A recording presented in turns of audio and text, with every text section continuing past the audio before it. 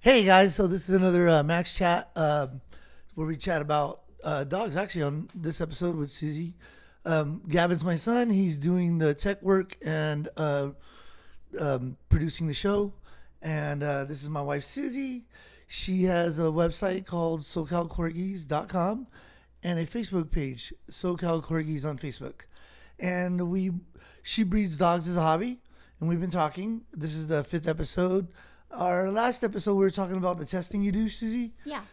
You do the testing not always to get the result you want, but it's to actually know what the result is. Some of the tests aren't going to always be perfect, but the people will know what kind of dog they're getting, what the dog's implications may be, correct? Yeah, well, what I do is I test both the parents before breeding, and I won't breed two dogs that will produce an at-risk puppy. Right. There are diseases that are much worse than others. Right. But I test for everything that there's a test for that I'm aware of that corgis can get that are hereditary. This is also good so that you could know in the future when things come up, you have a back history. Absolutely. Absolutely. Then you don't have to wonder, is it that? You know it's not that. Right. So the only test we had time to talk about last time was DM. Mm-hmm. Do you want to just real quick recap on that? Yeah, degenerative myelopathy, or DM. It's a neurodegenerative disease of the spinal cord. And corgis are not the only dogs that get it. It's really prevalent in German Shepherds, Boxers, and several other breeds. But those are some breeds that also get it. It's a disease that is often associated with older age, and we're talking 8 years old and above, which I don't think is old. Yeah. I don't think 8 years old is old. So anyways, there's that. And then it's a disease that is not painful to the dog. However, they'll become paralyzed slowly from basically the tips of the back toes and up through their body until they lose continence. They lose the ability to breathe. Sometimes I think often if they're left to their own devices will suffocate. So so what other things do you test for? I test, and these are all cheek swab tests that I do. There are other ways to get the samples to the lab, but I do a cheek swab test. The other one is von Willebrand disease. Let's start with just that one. What's that? It is a bleeding disorder. It is a lack of von Willebrand factor in the blood. And if the dogs are anemic, it's not anemic at all. It's a clotting factor. Von Willebrand's is a clotting factor in the blood, and there are other clotting factors also, besides just the von Willebrands. But the thing is, in corgis, there are 3 different types. Corgis get type 1, and it is often not a problem at all. It's rarely a problem. Where it can become a problem is during surgery. So it's nice to know about your dog having maybe being at risk for von Willebrand's. Is if they're going for a major surgery, it's good to know. So do a lot of people test for that? I think it's one. I don't know. I have no idea what other people test for. But, I hear they do, but I don't know. What else do you test for? Another big one is PRA. And that is progressive retinal atrophy. That's what it is. I was putting bigger words on that. Yeah. So progressive retinal atrophy, it does lead to blindness. Usually it will lead to blindness at an early age by, say, 4 months old. Whoa. But it can take a little longer. It can take up to, I believe, a couple of years. But normally you'll know, pretty soon. Wow. In the puppy's life that it's got that. Is that a corgi thing, or other dogs get that? Other dogs also. There are other breeds, and I'm not sure what all the major breeds that get it are. So those are really important. And the von Willebrands, it's a test that was available and it's readily available, so I always tested for that. But now that the more that I know about it, it's not something. Although I won't breed for at-risk puppies, it's not that big a deal in People most aren't cases. concerned with that usually. No, but again, it's nice to know. You are, though. To know ahead of time. If you're going in for a major surgery, let your vet know, and they can decide if they want to test for clotting factor in the blood. Right. So there's that. And then, but the DM and the PRA, blindness and paralysis, are two that are very important to me. They're very, very important to me. So that's 3. Are there any more? Yes, there is an exercise-induced collapse. Oh, and yeah. it's basically just I what get it's that. called. It's not it's when they exercise very vigorously. They can kind of collapse, but they'll usually rest a little bit and they get up and they start going again. I'm not exactly sure the details on that. I knew about it once, and then I learn, and then I forget once I feel like I know about it. Right. So there's the exercise-induced collapse that I test for. There's Duchenne. What is that one?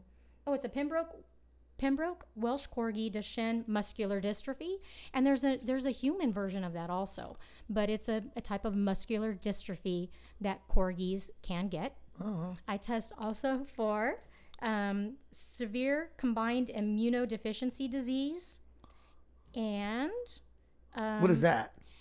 that is an immune disease. Okay. Yeah. In Autoimmune corgis. type disease? Yeah. And then I don't know about autoimmune. Oh, I don't know. It's low immunity. I shouldn't say that. Yeah. and hips. And I think that's all. That's the tests that I do. Yeah, those are the tests that I do. Right on. And these tests, are they very expensive or some more than others? There are several labs that offer them. I go online. I order. You can call up also. You order the test. They send you a test kit, which is the swabs and just the paperwork to fill out. And then depending on, usually one of the labs is running a special. Mm-hmm. So I can get some of these tests for as little as $25 that are normally, say, $58. And then some of the tests are more like $100, and some I haven't seen on sale before. So, but you try to find them on sale. I try to find them on sale for sure, yeah, with a reputable lab. Right on. And does it take a long time to get your results? You know, I have actually with Axel. Excuse me. He came here, and well, we didn't know we were going to keep him. We had a friend who had some back surgery, I believe, and she wasn't able to deal with everything involved with finding homes for the puppies. So they came to me, and I had been looking for a male puppy for a long time through the entire United States. And but I needed clear. I wanted clear DM, clear von Willebrands, and clear PRA, and I couldn't get that information from the breeders that I spoke with. So I couldn't find one, and one that wasn't related to my dogs. Right. So he kind of fell into our laps. We tested him ourselves. I tested him, and so getting to that is he came here. I thought, oh my gosh, how come I didn't think about this guy? And the breeder's a wonderful person that I love, and I don't know, we just didn't think about it. So I did the testing. I overnighted it, and I got the results back within 3 days. Oh, that's great. Yeah, and I think that the lab was in Florida, so overnighted it, Wow. and they got it right back. The last round of tests I tested 3 dogs for 4 different things each, and it took about 2 weeks. It did take about 2 weeks, yeah. Well, that's not bad. Nah. And a lot of this technology is new, right? DNA testing, and like some of these tests are, from what I understood, had just come up. Like the PRA, is it PRA? No. How long has that one been around? I don't know. I would have to look into the exact dates, but I think I had mentioned last time, I think DM has only been available, the testing has only been available for maybe 9 or 10 years. Yeah, that's not very long, I don't think. No. Speaking of that, how long have you, when did we get Daisy? We got Daisy. She's 8 years old, you said? No, she's 7. So 7 years ago. She's 7 years old, so we got Daisy, and she was just going to be a pet. And then we decided you were going to breed her. How old was she when we decided we were going to breed her? Well, I found out that she was a really nice dog. I took her to some shows in between Shay and I, our daughter. She did really well. She got a reserve champion at about her second show she went to, but we don't really have the time to do a lot of showing. Yeah. But there's a local show we like to go to every year, and she did really well with just us simple folk. But you bred her, and then what happened? We had one litter. We had one litter. How many pups was that? She had 7 pups, but she had retained the one puppy Yeah, that we we had talked to about have, that. yeah, birthed at the emergency vet. Now, why was it so long before you bred again? June, July, August, September. About 5 months after that litter was born, I found out that my kidneys were failing, but really seriously failing. And within Acute. yeah, and which they had been for 20 years, being diabetic. They had just warned me, but they were done, and they were just done. So I spent a year doing a lot of testing, getting on the waiting Peritoneal? list. Well, getting on the waiting list for the, Oh, yeah. which I thought, this is kind of silly. I'm just going to have them hold me off so somebody who really needs it can get on the list, but I really needed it. And then and then I was going on dialysis, but before I went on dialysis, I got really sick. And then I had a kidney transplant, and then there's a whole year after that. You can't really do anything. My cousin Kevin, actually, shout out to Kevin. Woo! He donated a kidney to Suzi, and he seems very healthy still, and did real well. And He was only 23 years old. Yeah, that's how I am. 6'3", I think. Just big guy, big kidney. Suzi's been doing great ever since. But for the first month, you weren't able to leave the house. Couldn't leave the house. Couldn't deal with the animals. Couldn't touch any animals. Our poor cats had to stay in our daughter's room for probably 3 months, pretty much. Yeah. And then for about a year, though, you really were really restricted on what you could do. Mm-hmm. And then, so how long was it before we actually bred again? We're almost at 12 minutes. Thank you.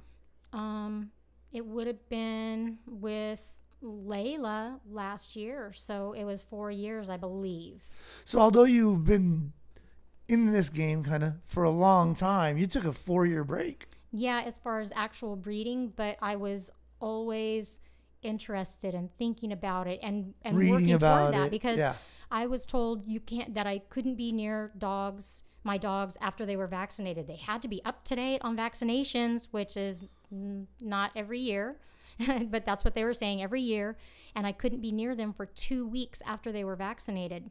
Well, come to find out, I doing a ton of research and talking to universities and specialists and everywhere, because I was scared too. Sure, you don't want to you don't want to fail a kidney that someone gave to you. Right. So through the vaccinations and the shedding of the vaccine that the dogs do after being vaccinated, humans can't get Dog viruses. the one that I can get, and it's also the kind of a similar one with horses.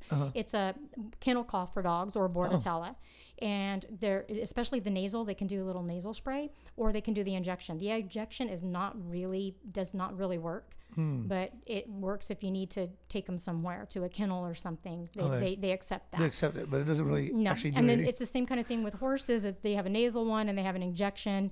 But they because there's an element of the human flu vaccine in that, which if it's shed, and especially if they do the nose thing and they sneeze or right, because it's living or something like that. Is that what it's called? A live virus? I believe, other than rabies, which is a killed virus for dogs, pretty much all the rest are modified live, which means there is some life activity going on in there. Okay, this sounds like a subject for a whole entire 15 minutes, for sure, just on vaccination. Yeah. So how long we got left, Gavin? You got like a minute left. Oh, we got like a minute left. Why don't you go get one of the pups and show them off? All right. And in the meantime, the reason I brought that up is because we haven't had a lot of litters. We've helped people with other litters. We've had a lot of litters. It seems like it's crazy. Yeah, but actual litters of ours that we sold for us, Daisy had the one, and that was about it. The Layla had one, and at that time we were co-owning Layla. But I whelped about 8 litters for other people. But we have Suzi has whelped about 8 litters and 4 other people. But she got a Daisy puppy this time. We've been showing you guys Layla's pups, but this is a Daisy puppy. And I don't know if you see much difference. They're a week apart.